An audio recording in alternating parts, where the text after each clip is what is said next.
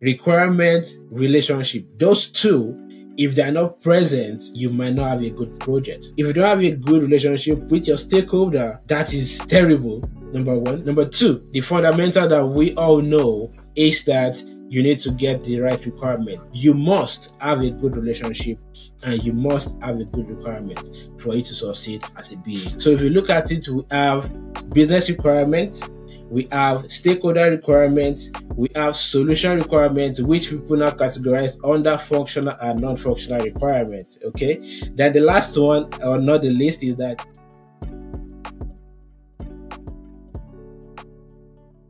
welcome to the Inside Business Analysts podcast. I'm your host, Tanda Jacobs, and today I am joined with David Odepidan. David, how are you doing today?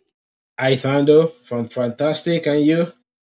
You okay? I am feeling great, man. I'm feeling great. Thank you for being on the podcast today. Yeah, thank you for coming on. I really appreciate you.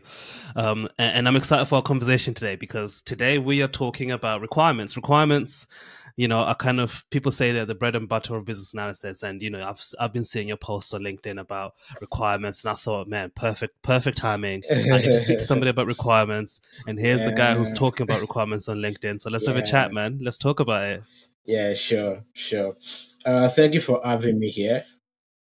No, you're welcome, man. You're welcome. Yeah. So before we jump into the requirements bit, do you mind just giving us a brief kind of introduction into maybe your career and how how you get into business analysis and what you're doing at the minute? All right, great. My name is David, and my background is in computer science.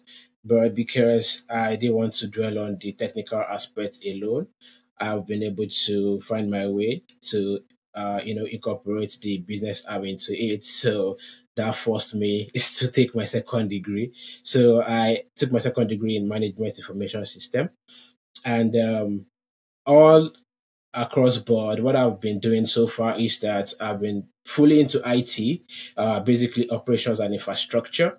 So currently coming into BA is that I've handled several projects before now, and I saw that I have the transferable skills to lean fully as a BA because I understand the rudiments of what the responsibility of a BA is, and because of my experience, what I've done so far, I know that definitely is a niche that I can carve for myself and also thrive well. Yeah, so that's about it. Love that, man. Love that. So when you you kind of started the route of that computer science, developer, maybe tester, QA, all of that stuff, but switched to the business analysis space. And I think probably that's probably one of your advantages, you know, just having that awareness of both sides of the camp. So that's pretty cool, especially with what we're going to discuss today about requirements. Because you know, if you think about it, at least particularly in a technical project, a big part of doing the requirements is to communicate the business requirements back to the technical team. So it'd be really interesting to pick your brain about that one. So let's start off at the top then. What you know, people say that requirements are kind of the bread and butter of business analysis. Can you maybe just explain in your words why do you think that is?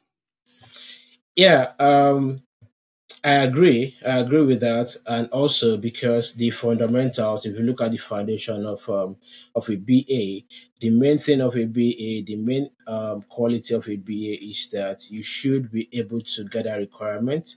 Not only gathering the requirement, but also analyzing the requirement is quite pretty essential.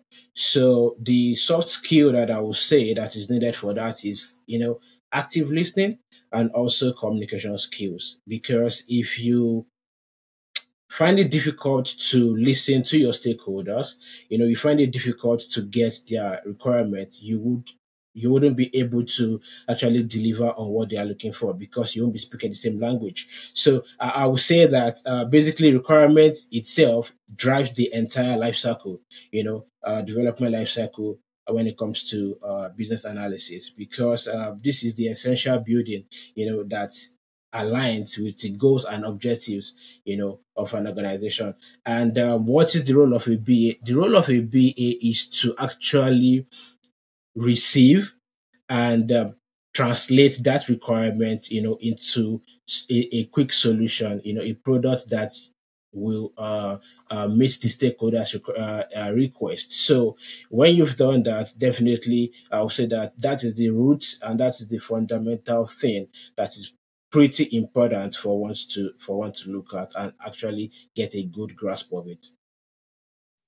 Yeah, I think the powerful statement you mentioned is that requirements is what drives the work forward. It's what drives the Yeah, development. It's what drives the project. It's what drives everything forward. yeah. That means they're pretty important, right?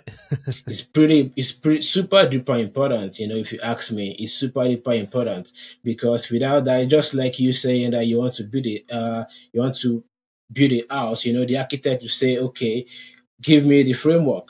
So you can't just jump in and start saying that I want to construct this part of a building without having the framework. So you have to get your roadmap right, get the roadmap right and also have that drive, have the focus, have the goal, get precise information that will guide you from the beginning to the end of a project. So it's pretty important. Facts, facts. So can you touch on and I'm not trying to necessarily get too basic on here, but just to ensure that the listeners are having a good grasp of it, in particular Mhm. if you have listeners who are aspiring business analysts, can you touch on maybe what your definition of a requirement is, and maybe Okay. even what are the different types of requirements that can exist? Right. So, um, if you ask me, there are different people know two requirements, and that is you hear functional and non-functional requirement. Everybody believes that is the major requirement that is there. But however, if you look at the project, you see that it's actually uh, I'll use the analogy of a puzzle. Is a puzzle, and you have pieces around, and you put them together to form a bigger picture. So when it comes to requirement, you see that it is actually the quality of a system, what it needs to either a user or to either a stakeholder. So if you look at it, we have business requirements, we have stakeholder requirements, we have solution requirements, which people now categorize under functional and non-functional requirements. Okay. Then the last one, or not the least, is that user requirements. So if you are creating a project, if you are saying that you've taken the stakeholders requirement and you think you are good to execute a project, you might not really give justice to that. That is why we see that sometimes when we take on projects, there's room for assumption because the stakeholder might not really give you what it is, but you need to assume and say, oh, if a user is asking for reset password, and the person selects reset password and it says, okay, reset password, and you say, oh, you give a dialog box or, just a dialog box, to say a button to say, oh, check your mail for this, for this, for this, for this. And the person gets back to the mail, nothing is there. So there's need for you to assume and say, okay, let me think for this user. How do I guide this user to get the right thing? How do I guide the user to actually complete this task? So that is part of the user requirement. And also we have system requirements. So like I mentioned, the business requirement is basically the high level requirement, the high level needs. That's the objective of either the organization or the company. Whereas the stakeholder requirement is the needs and the expectation of the stakeholder. That is why, as a BA, when you get a stakeholder's requirement, there's need for you to sign off when you are done because you need to align with your stakeholder. If you are not speaking their language, definitely you've not delivered on that project. So that is that of stakeholder requirements, and also solution requirements. Like I mentioned earlier, that is the functional and non-functional requirements. Whereby the user requirement is what you need the system to do, and we also have the technical specifications of what the system must meet. The criteria. For example, we have people working on graphics. You hear specification like get either a GX Fox what was it called now? A JS adapter, because you need a good graphics for you to deliver. So those are the kind of thing, those are the kind of thing it needs to fulfill. The system requirement, what the system requirement must meet for you to deliver on that project. Yeah. Yeah. Okay. So you painted a very wide and broad picture there, and I love that Yeah, because what you've definitely done is break down, I guess, categories, what we'd call categories of requirements, exactly. in terms of is, and I think it's actually really powerful to mention that because there is probably, like, I remember when I first started my first business analyst job, and I was like, yeah, I'm gonna get some requirements. I'm just gonna get some requirements. And I kind of took like a very, very unstructured approach of just speaking to Ah, everybody and just being like, right, what are your requirements? What are your requirements? Okay, what are you thinking? But when I came back, I was so confused because I was like, okay, some of these aren't exactly business yeah. type requirements. Some of them aren't exactly like what they wanted the system to do. I Mm-hmm, was getting all confused until I kind of thought or learned about this mm-hmm, categorization, of requirements, which I think is actually yeah. really, really powerful. So thank you for breaking that down. But you also mentioned getting stakeholder sign off. So I'm curious to just kind of know in your mind, Okay. I'm curious to know in your mind what that life cycle looks like. So can you take us through, like, for example, I'm on a new project and they're Yeah, asking me to, ensure I listed some requirements on that yeah. project. What are the steps, or what kind of steps do I take from I need to get the requirements, and at the very end, the requirements are signed off and kind of being delivered? Like, what does that step by step, at a high level, so almost process look like? Right, right. So, like I always say, and the way I put things down, it's so broad in such a way that people only know the life cycle. They know this is the beginning and this is the end. But going deeper, I can easily categorize it into just four basic categories. What you need to do. But under this category, which acts like the umbrella, then you have the subset of what people generally know. So looking at this, I would say that you have the decode, you have the optimize, you have the document, and you have the communicate. So now, under decode, that is where you have elicitation, you gather requirements from stakeholders through either interviews, workshop, or observation and the likes. And also, when it comes to analysis, after that, under the same decode is that you gather the requirements. And after gathering the requirements, you see that you need to analyze the requirements, because what the stakeholder gives to you is might be vague. Just say, oh, I want this color to be blue. And you're like, why do you want it to be blue? Is it your brand color? Is it, yeah, so exactly. So you need to analyze what they are looking at. You need to see, how how feasible it is. Looking at the requirement, is it feasible? Do you have the right resources to execute this project?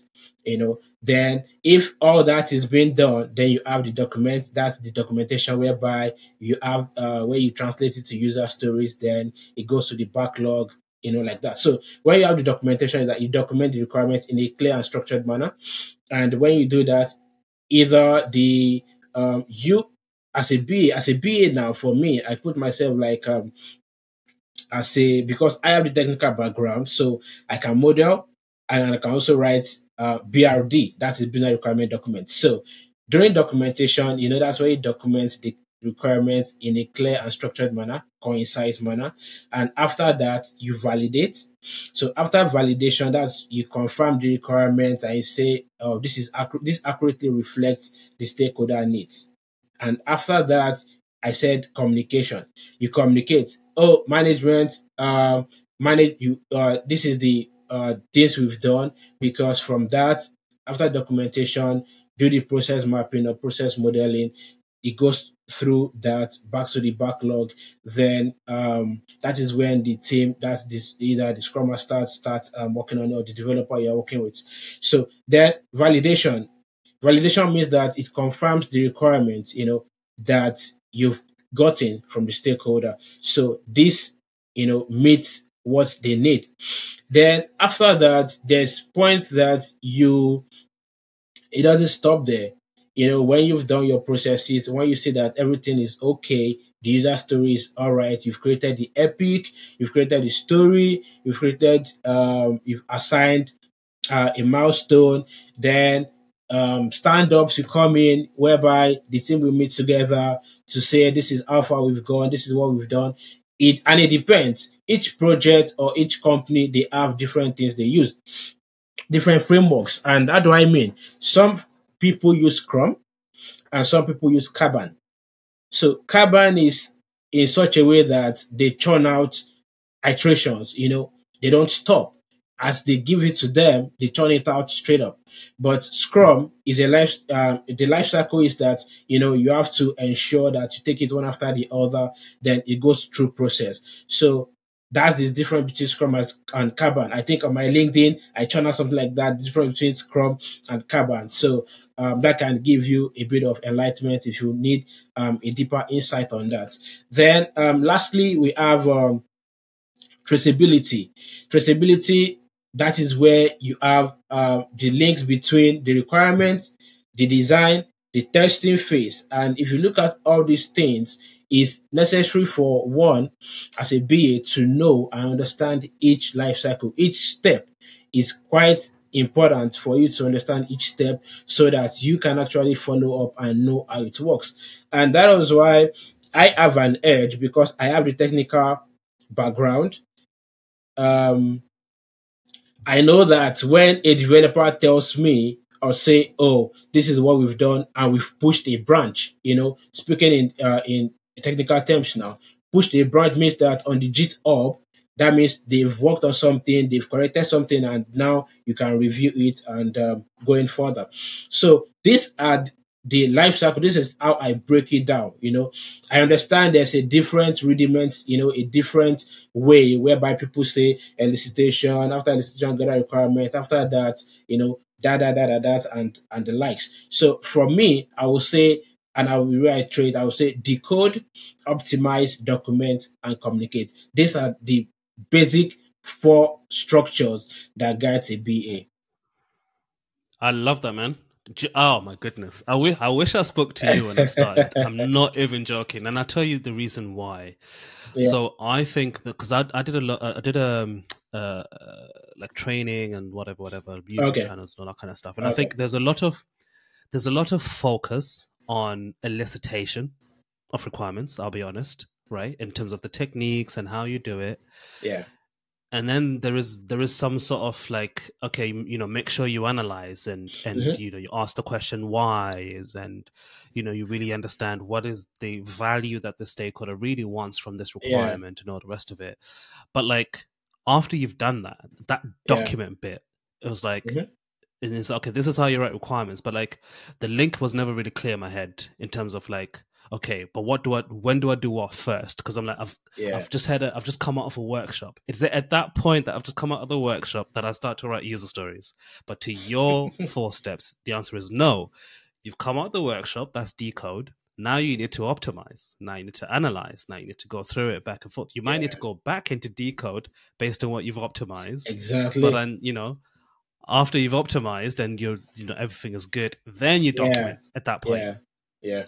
And it's almost like this journey of requirements aren't just, okay, I've just been in a meeting with David and David is say he is a HR manager, and I'm looking, okay, as a HR manager, David said he wants, okay, I'm writing it down. Oh, great, I've got my user story. No. You're just eliciting what the requirements are, but not necessarily that then becomes the actual thing you write down and the documentation phase, which is so powerful to me. So speaking about documentation, and you've probably touched on this just now, but I do want to kind of dive into it a little bit. Actually, no. In fact, let's start from the top.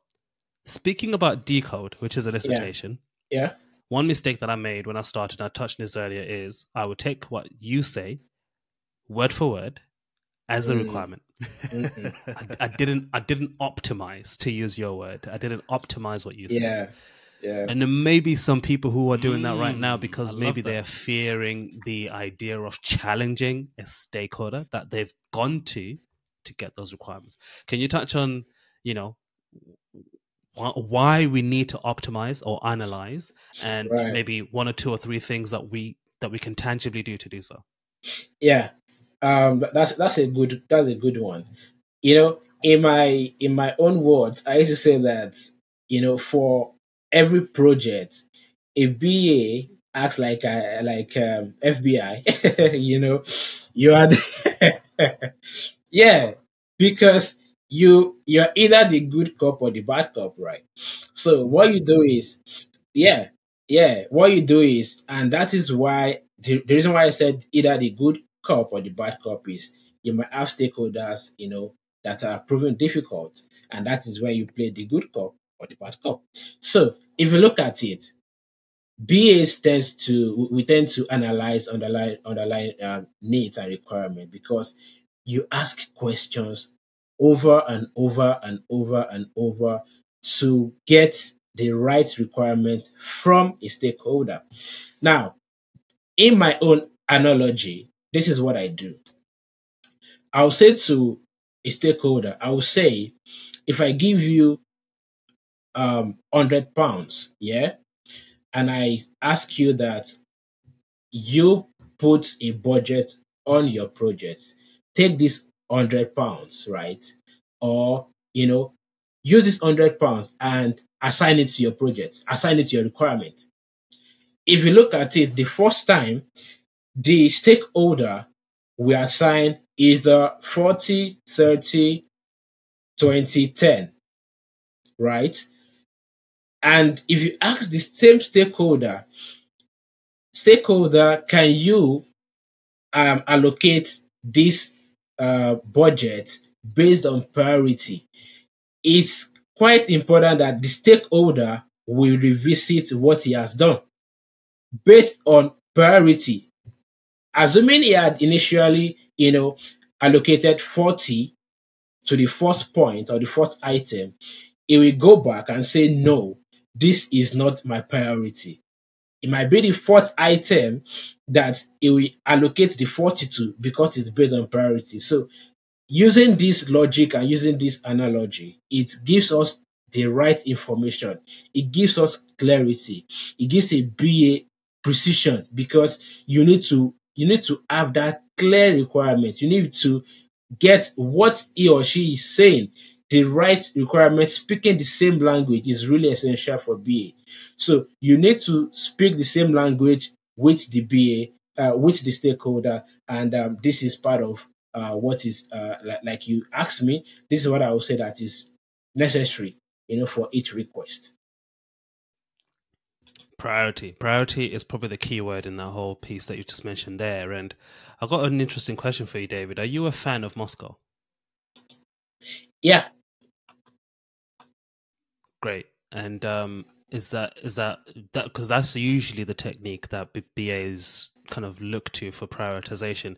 It's not common, or it's probably not common that you'd come across other priority techniques other than Moscow. I'll be honest. Most people kind of end up going down the Moscow Must route. have, should have. Yeah. Exactly. Yeah. And I do know there's other ones that exist, but most BAs end up using the Moscow route. But to your point, the priority then helps, as you say, to the BA to know what the focus is. Okay, so that's optimize, and we've touched on decode. So moving on to document now. Yeah. You've mentioned user stories and kind of documenting your requirements in a clear and structured way. Yeah. The thing I'm thinking about is, how do we, what's your tips on this? How do we document requirements in a way that it doesn't just end up being something the BA is? It's like the BA's document.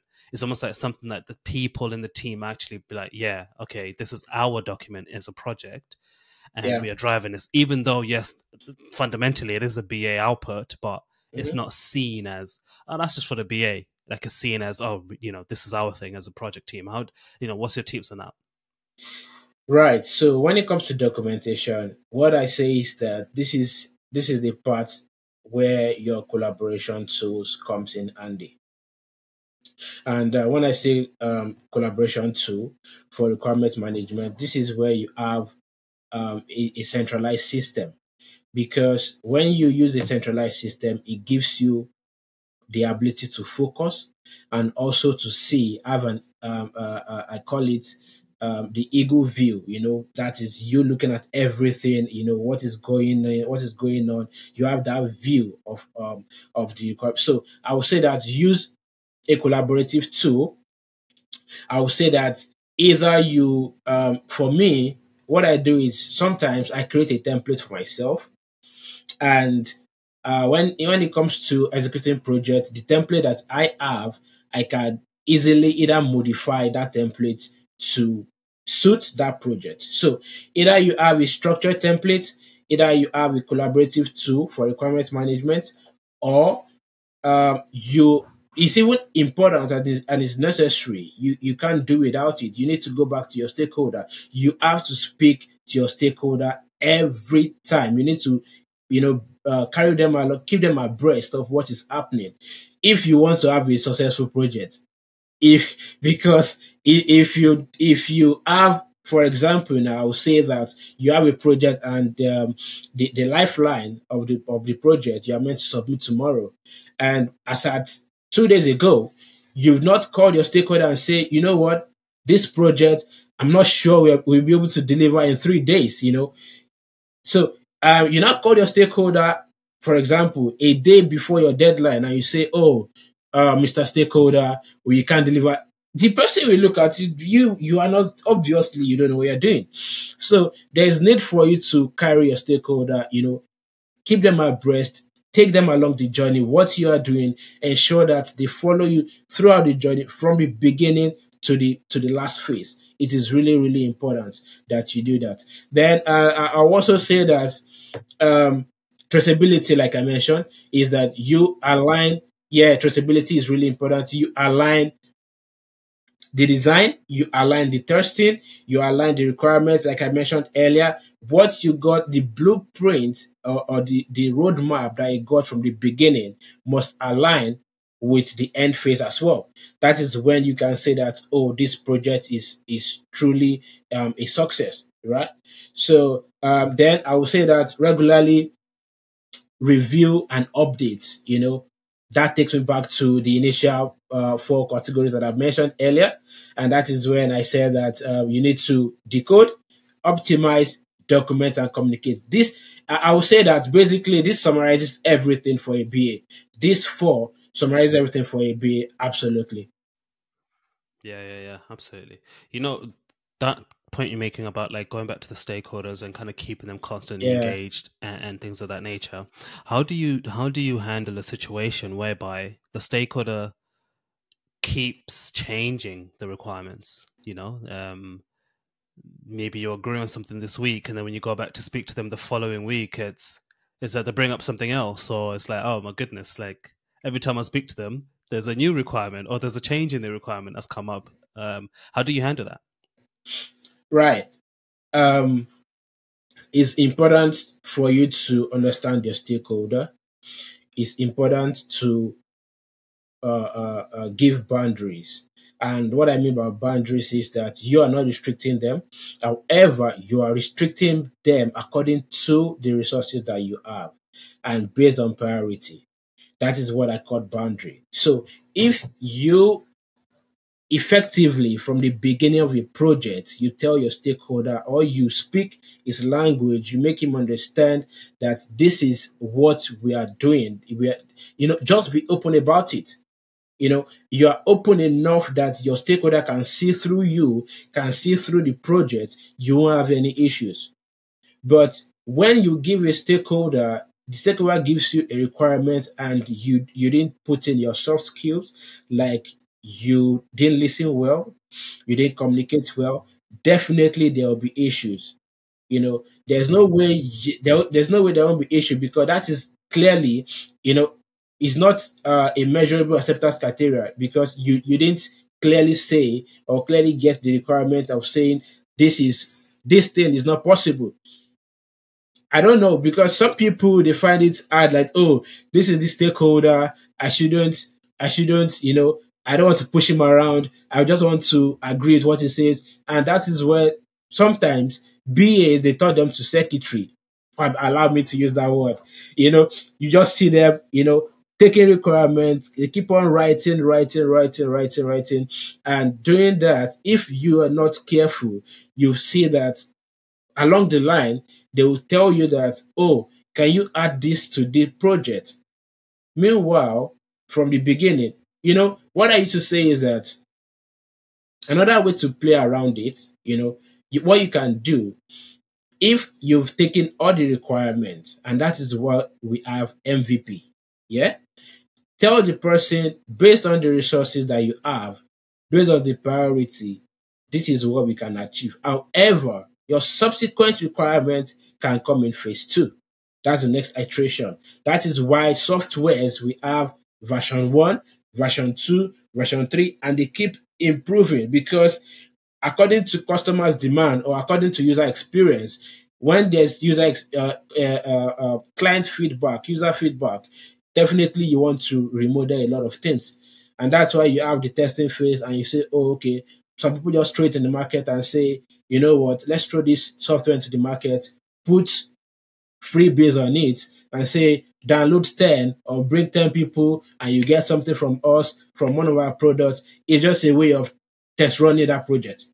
So if they do it like that, they will say that, oh, this thing is doing well. But whenever you get complaints from people, that's why you have App Store review, Play Store review. On those stores, you can easily say this is a failed project or this thing is doing well. So that is one way you can go about it. If you feel like they have other requirement that is being thrown at you and you've already moved past them, you can give them in clear time. But I won't advise that. I will advise you from the beginning of a project, be plain as possible, be clear and concise as possible. Tell them this is what we are doing to avoid, insufficient time, because you definitely be under pressure. If you didn't spell it well, you didn't spell it out, you'll be under pressure to deliver that thing. And if you deliver rubbish, allow me use that word, definitely you're gonna be blamed for it. So you need to also guide yourself, what you are doing, ensure that you give them adequate engagement, clear, concise requirements, define the scope and the boundaries, like I mentioned, and that will help you getting that project ahead. Oh man, I love this so much. And do you know what? You're the first person I've heard who has basically linked a stakeholder who's constantly changing requirements to say, well, actually, there is a possibility that for some scenarios, the problem is that you just didn't do a good job in eliciting those requirements in the first place. Yeah. And you didn't analyze the requirements fully. And therefore, to you, they feel like they're changing, but you just didn't do a really good job in the beginning stage as a business analyst. Which is that's such a powerful perspective, man. I have to say that is a powerful perspective. First, look in the mirror and ask yourself, did I do everything? Did I do everything? Exactly. Before I blame them to say that they're the difficult stakeholder. That is so powerful, man. Yeah. Exactly. Oh man, David, I've really enjoyed this question, and there's so many other things I do want to ask, but okay, I just got a couple more questions. Right. The first one is that we said it in the beginning. Okay. Requirements are the bread and butter of business analysis, and you've also alluded to that. Requirements is what drives the project. Yeah. There's been quite a lot of research done around this, and effectively it has been found that requirements is one of the main reasons why projects fail, or poor requirements, should I say, is one of the main reasons why projects fail. If you allow me, let me say there are two. Okay. Well, go for it. I mean, my question was simply my question was, what common mistakes do we make as business analysts that lead to those two things that you mentioned? So the first one's poor requirements. What's the second one? There are two R's. In my own words, there are two R's: requirements, relationship.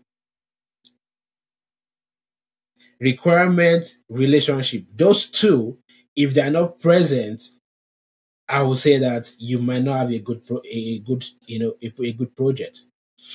If you don't have a good relationship with your team, if you don't have a good relationship with your stakeholder, that is terrible. Number one. Number two, the basic thing, the fundamental that we all know is that you need to get the right requirement.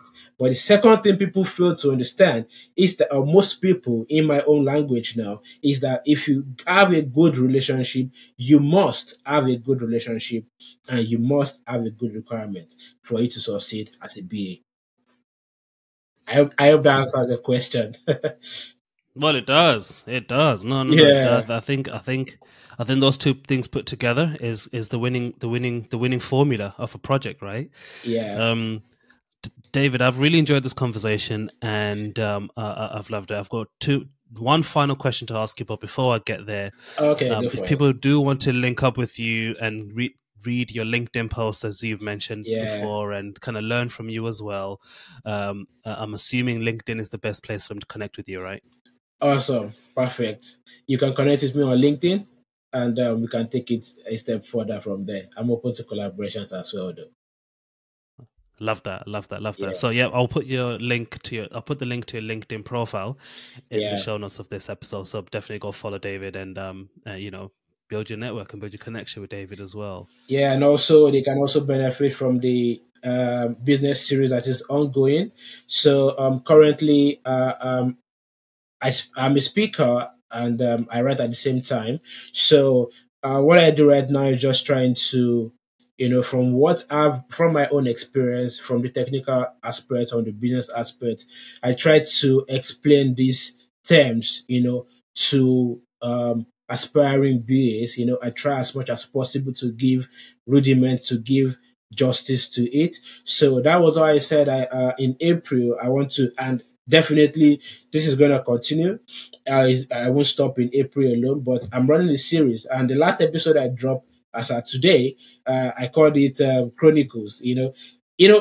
BAs, we are storytellers. So that is why I'm using that as well. So I call it Business Analyst series and an episode. So a series and an episode. If you miss one episode, you can catch up and get the next one. So what I will say to you is that in April, don't miss out on this series. I hope that you'll be able to learn one or two things from what I turn out, and also you are free to comment, and we can learn from each other. I'm open to learning. That's one thing about me, though. Awesome, man. Awesome. Yeah, definitely go follow David's Yeah. LinkedIn profile to follow his series. Great, great. Thank you for that. Final question, David, for you, for Okay. me, in our discussion today is if you could, we've definitely dropped a lot of gems today. We've dropped a 4-step framework. We've spoken Yeah. about the different requirements. You've Yeah. also touched on, relationships and requirements are the formula to success in a project and all the rest of it. But if there's a BA listening to this and there's one thing you want them to leave this conversation with based on what we've spoken about, what would that one thing be? Confidence. I would say a BA, you have to be confident um, when handling a project, because your confidence supersedes both requirement that I've mentioned right now. Because if you're not confident enough, you may not be able to create a boundary between you and the stakeholder. And boundary, I'm not saying a barricade, I mean a boundary, streamlining the scope of a project. So you're confident, you must be confident in yourself, and you must be grounded as well. Know what you are doing. And when you have a good knowledge of what you are doing, definitely nobody can swift you off your feet, because you know the right way to go about it. So you'll be speaking from the place of authority that this is how it should be. But don't be rigid. Don't be rigid as well. Be flexible, because what you might say to another person might have another perspective. So you must be flexible and you must be confident as a person as well, as a BA. Amen to that, man. Amen to that, man. Well, David, thank you so much for coming on the podcast today and sharing with us your words of wisdom. It has been such an insightful conversation, and I've enjoyed it. Yeah, thank you for having me, Thunder.